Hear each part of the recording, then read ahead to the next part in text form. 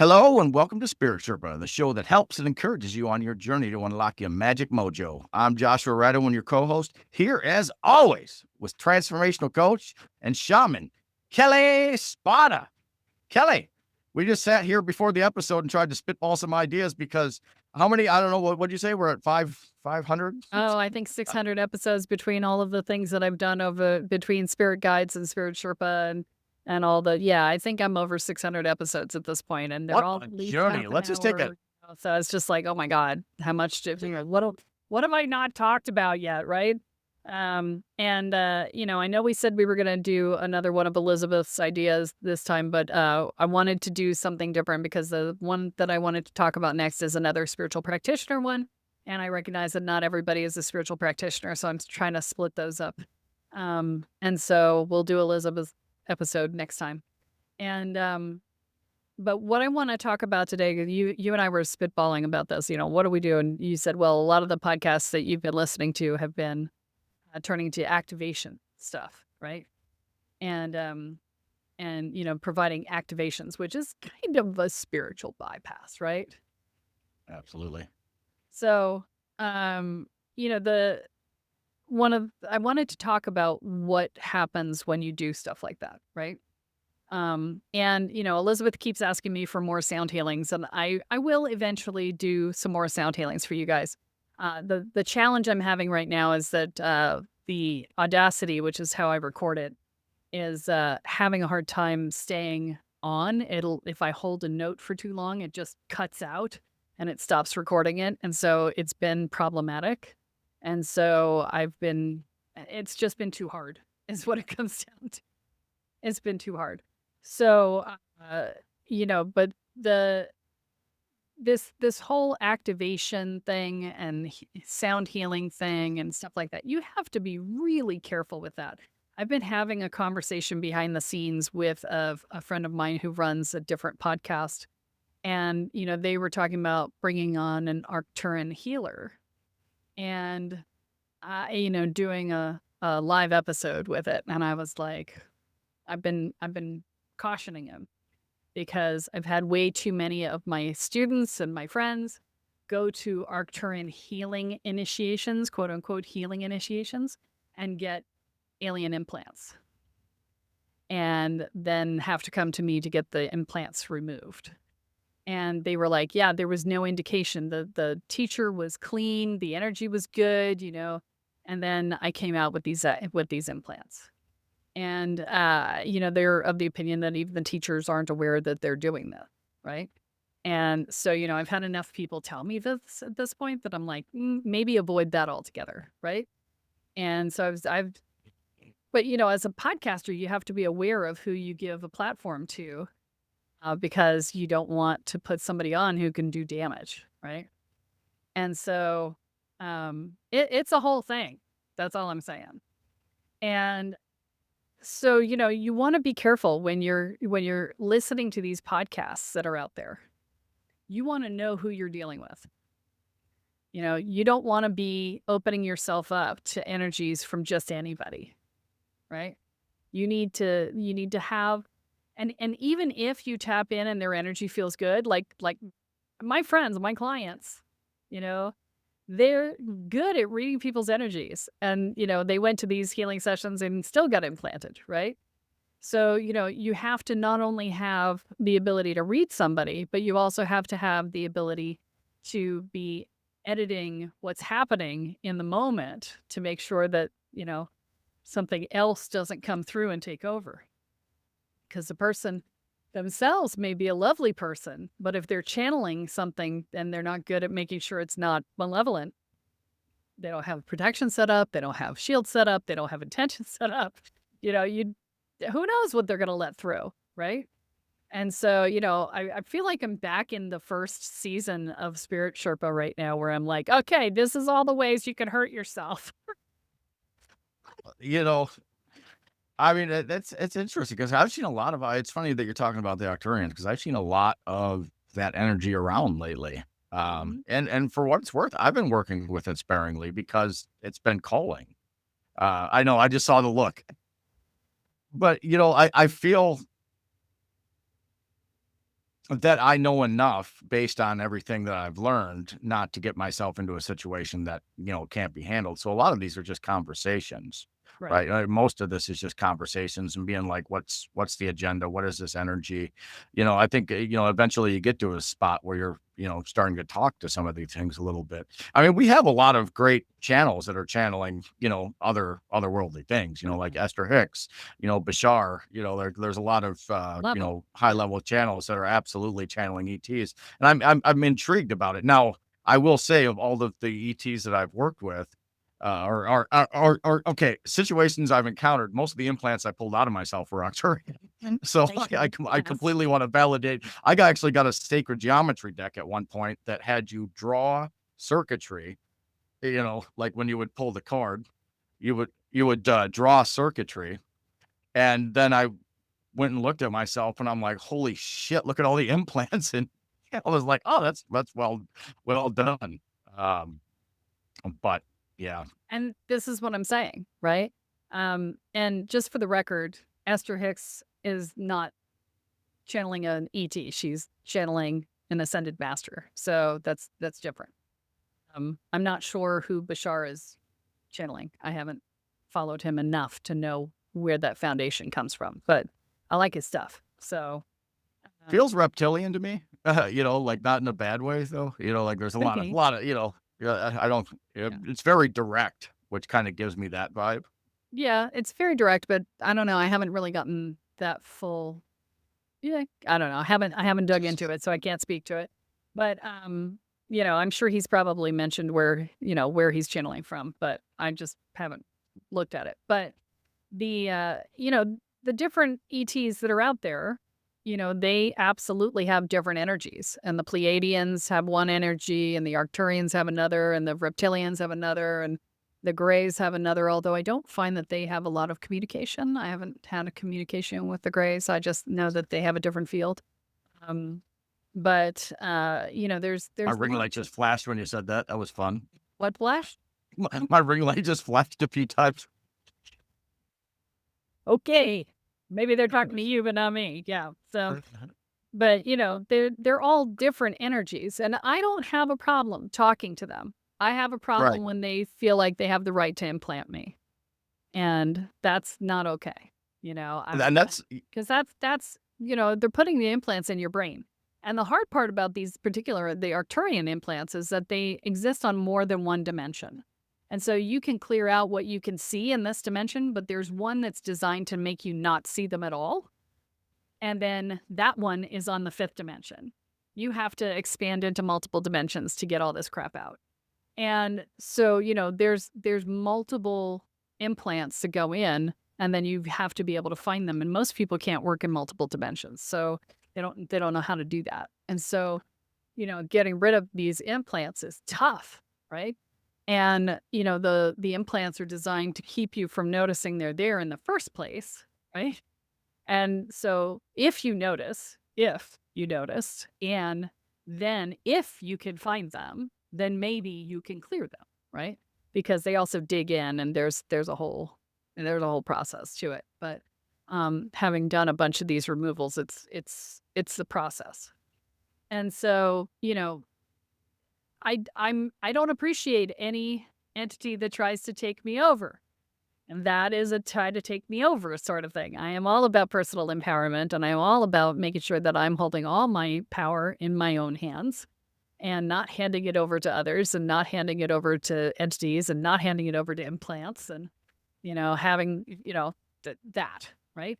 And, let's talk about social media for a minute, right? Because that's another way we hand over our power, is if we go into trance as we are doom scrolling, right? Then all of that information is going straight into your brain without any form of critical thinking to stop it from going in. You are being programmed that way, right? And so this is another piece that I've worked on for myself, because I do a fair amount of doom scrolling, especially since I've been told to sit down, shut up, and do nothing. And so I'm making a point of, anytime something says this is how this works, I go and look it up, right? I go, really? If I don't know it to be true already, I go and look it up. And I'm like, what is the source from which this was derived? Is it a credible source? All of these things, because you may be able to find it on the internet, but whether or not it's a credible source is another thing altogether, right? So I got a question in regards to the activation topic Yep. then. So do you think by clicking on an activation and then entering the energetic or the morphic field of that, you are by universal law giving them what they need to do to be able to implant? Or do they even need, so do they need that to be able to? Well, it depends. Do you have shields? Well, I'm saying by universal law, is that something that they're allowed to do, or are they not bound by that? There is no allowed, Yeah. right? It's either white magic or black magic. Okay. Black magic is done to you without your permission, right? There's no allowed. It just is, right? So they can either do it or they can't. And this is why shields are so important. Right. Things can't come and implant me because I got big old badass shields up, right? I have to opt into the energy for that to happen. And even then, if I opt in, it has to get past all my consciousness. I see a lot of people that work with implants in the quantum field, like coming out of Dolores Cannon. She talked a lot about that stuff, and they use them to amplify their gifts. And I've always been like, I don't like it. I don't like it. To me, as something Jordan Peter said, and he was talking about plant medicine, but I've kind of applied it across the board: is be wary of wisdom you didn't earn. Yes. Like you have to be.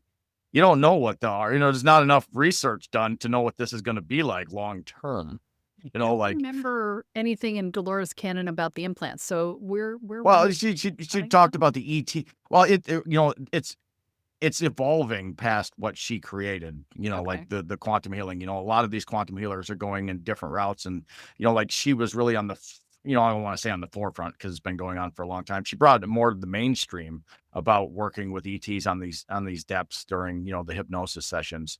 But I feel like that is really amplified as people get deeper into that quantum, right? Because you're going places, so that, they're aware of that. And, that's just something I've seen in the community, and something I work mostly on pulling implants out, but I'm also trying to understand what the fucking purpose is right now, because I feel like it has something to do with what's going on right now. So quantum healing is Arcturian healing? Because I didn't realize it. No. The quantum healing is, like Dolores Cannon's creation. Okay. Like that was her system of, She's working with implants, but we don't know which ETs they're coming from. No. She just worked with a lot of different ETs, like in her hypnosis sessions. No. So when she would put people in the trance state, they would have views of their past lives, a lot of ETs coming through to talk through people, things like that. But, what I'm saying is, since she's passed on, and now there are, a lot of quantum healers on the planet. Quantum healing is like the new Reiki, like there's a lot of people, stepping into that morphic field and that modality. And I feel like, what I've seen is, since that has evolved as well, that there's more of that going on. I've pulled a fair amount of implants with people. And that's the thing, right? So you just, you need to know who you're following before you allow them to do work in your energy field, especially at a distance, right? Because this is one of the things, right? Could I do magic on everybody on this podcast? I absolutely could, right? And I have. You guys have listened to episode 4 where I cast a circle around everybody and, all the 9 yards, right? And you guys have been in the sound healing spaces, and that is magic that I'm doing on you guys as a group, right? But I really limit how much I do, because I'm doing it at a distance, and I can't monitor every single person who listens. So I have to make sure that what I'm doing is something that is unlikely to need a huge amount of follow-up, right?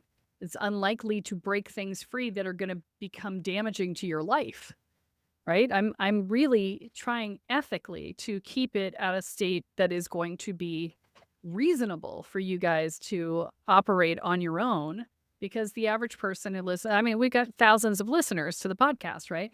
And, the average person isn't going to contact me and say, hey, I feel weird, And they may not even connect it to whatever they've experienced on the podcast, right? And so I really work hard to make sure that I'm not giving you anything that's going to put you in a position where you need someone to help you integrate what you got from the podcast. And so, I spend a lot of conscious effort on making sure that that is something that is sane coming from the podcast, right? Could I do massive shifts and things like that? Absolutely, I could, all day long, no problem, and it would not be ethical No, because because how are you going to watch over people going through the process? exactly Like who? because life could fall apart. You'd be like, oh, no, it's going. I don't want to do that to you. I mean, it's fine if you're a student and you've opted into that and you know that this up level that you've chosen is going to create some chaos before it evens out. Fine. That's fine. You've got me to help you walk through. This is why we do the work that we do in the programs that we have. Is that I get to do small group work so that I can monitor every person, right? And that's the differential, right? And so, I don't follow a lot of these other podcasts. You were talking to me about what you've seen because you follow them. I I don't. listened to two.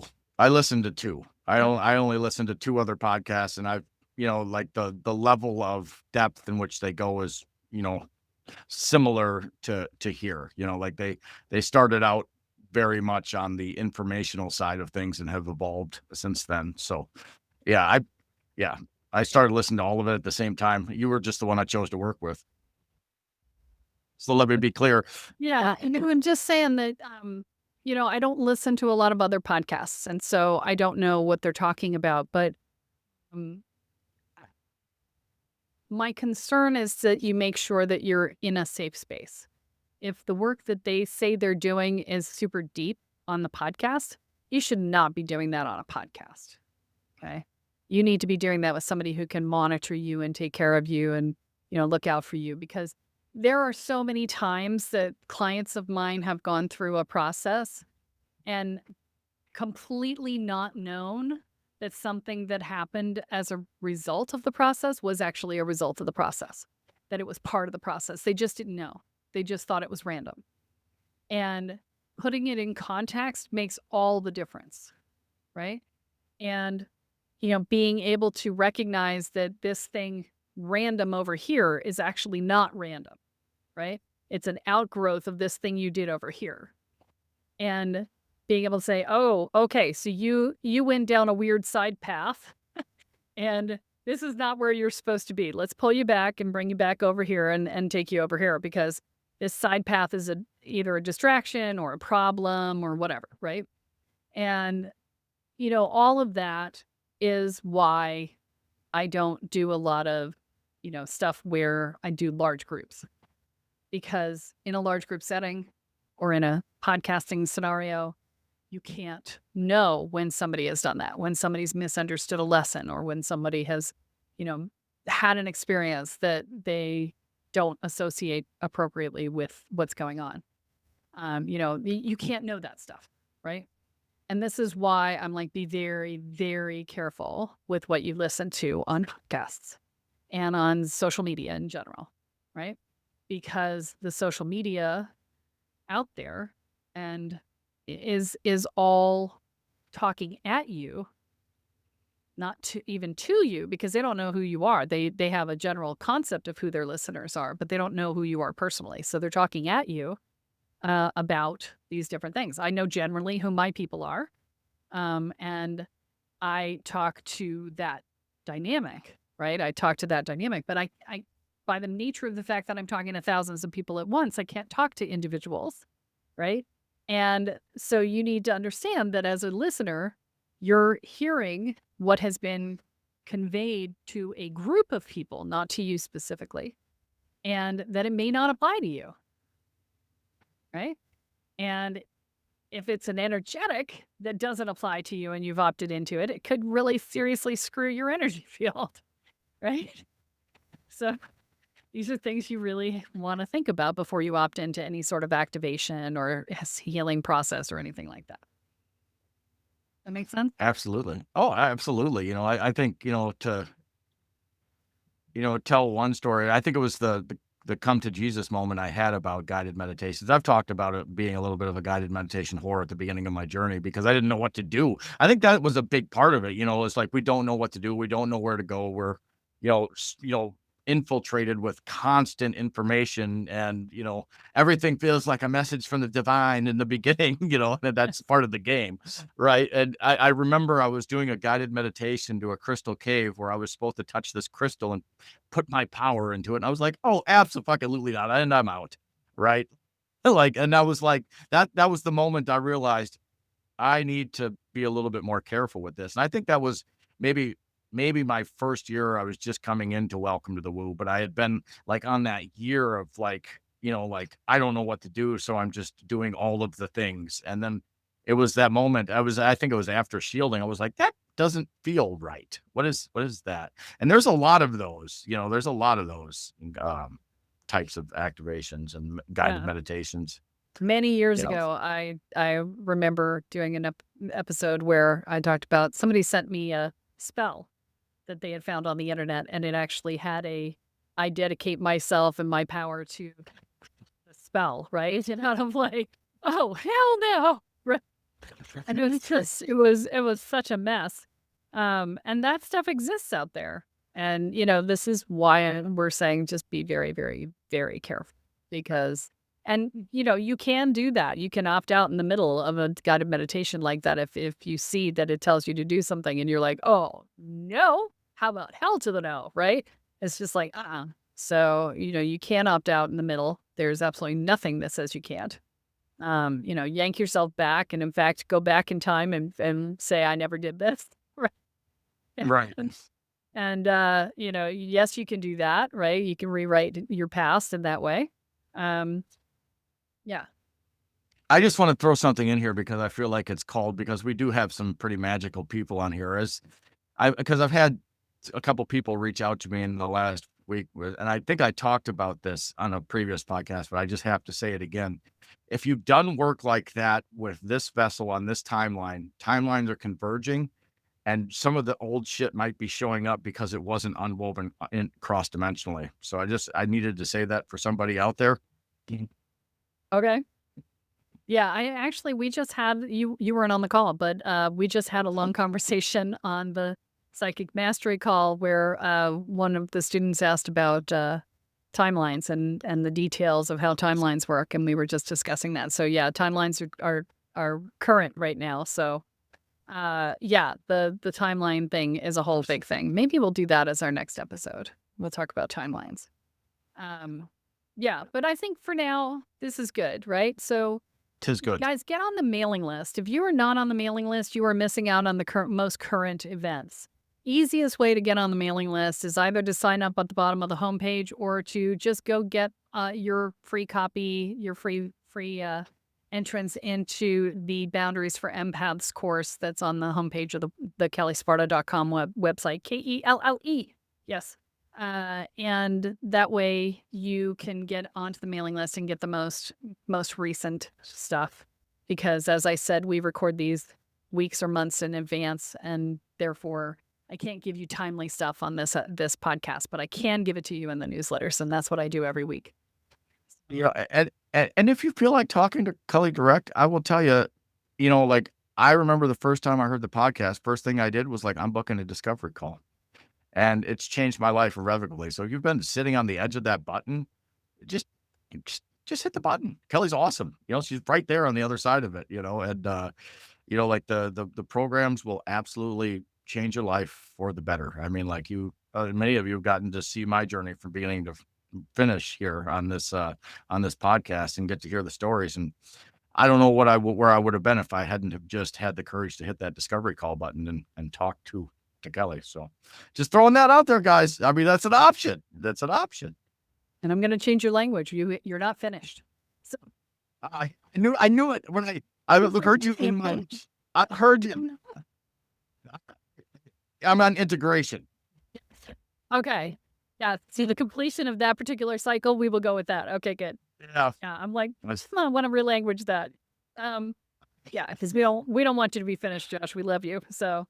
Oh my God. I'm here for the ride. Everybody knows it. Well, and see, think about this for a minute, guys. Um, if you're getting anything out of this podcast, please share it. We could use your help in getting better known. It's becoming harder and harder to get seen because so many podcasts are coming out, so many videos are coming out. There's so much stuff that's AI generated. It's just so hard to be seen in today's market.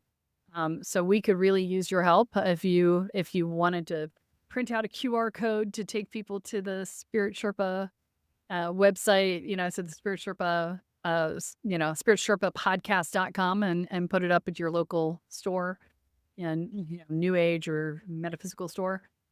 I would love that. If you want to share it with your friends, if you want to repost some of our episodes, if you want to talk about it on Reddit, if you want to, however you want to do it, is a great way where you can help us to get seen more. And we would appreciate any efforts that you make in that regard. That would be so, so helpful. And even if you don't want to do that, just commenting on our episodes every time they come out, just talking about what you got out of it or whatever, that helps so much in terms of us getting seen on social media. So, if you can repost it, that's great. If you can just comment on it, that helps too. Anything you can do to help would be appreciated. So, um, and with that, I think we will call it good for today. Please remember to like, subscribe, and share. And remember that what you focus on expands, what you intend is what you create. So choose wisely.